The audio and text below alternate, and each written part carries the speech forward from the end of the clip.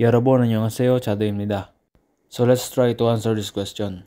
Pagdating sa mga fill in the blank question, hindi mo na kailangang basahin ang question sa taas dahil ang hinahanap niya ay nawawalang words sa box. So unahin mo nang basahin ang nasa box. Sabi sa unang sentence, 저는 사진 찍는 것을 좋아합니다. 저는 means I. 사진 찍는 것을 from the verb 사진 찍다 na ang ibig sabihin ay to take a picture. 좋아합니다 means gusto. So sa unang sentence po lang, magkakaroon ka na ng idea kung ano ang nawawalang word. Ang keyword mo sa unang sentence ay 사진 찍다 means to take a picture. Ang sabi sa pangalawang sentence, 그래서 제 가방에는 항상 blank 이가 있습니다. 그래서 means so. 제 가방에는 means in my bag.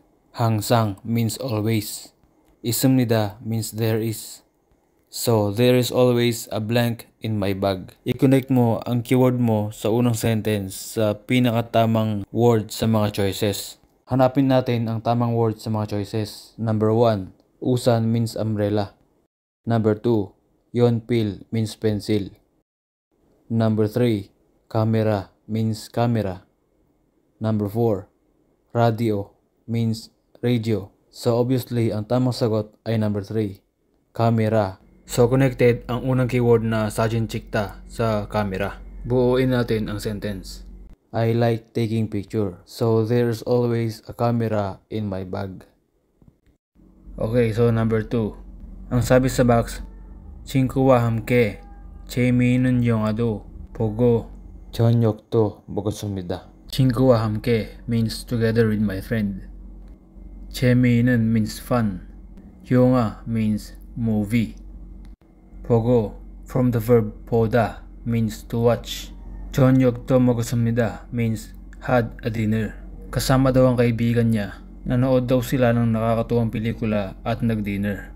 Sabi sa pangalawang sentence, 조금 피곤했지만 아주 blank. 조금 means a little.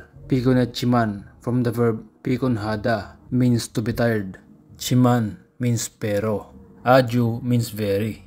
Medyo pagod ako, pero blank. So hanapin natin sa mga choices yung pinakasaktong word sa sentence. Number 1, 화났습니다 means nagalit. Number 2, 슬펐습니다 means nalungkot. Number 3, 즐거웠습니다 means nag-enjoy or had a lot of fun. Number 4, 외로웠습니다 means nag-iisa. So ang tamang sagot ay number 3, 즐거웠습니다. Had a lot of fun o nag-enjoy. Kumpletuhin natin ang sentence. Kasama ang kaibigan ko, nanood kami ng nakakatuwang pelikula at nag-dinner. Medyo pagod ako, pero sobrang nag-enjoy ako. Okay, number 3. Sabi dito, 저는 매일 청소를 합니다. 저는 means I. 매일 means everyday. 청소를 합니다 from the verb 청소하다 means to clean. I clean every day. So ang keyword mo sa unang sentence ay 매일 means araw-araw. 청소 means naglilinis. Ang sabi dito sa pangalawang sentence, blank 이번 주는 바빴어. 며칠 동안 청소를 못하고 있습니다. 이번 주 means this week. 바빴어 means busy. 며칠 동안 means for a few days. 청소를 means clean.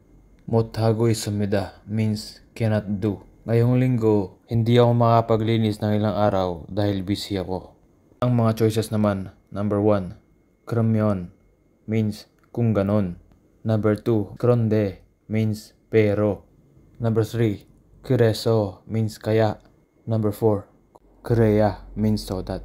So ang tamang sagot ay number 2, 그런데 means pero. Buuin natin ang sentence. Naglilinis ako araw-araw.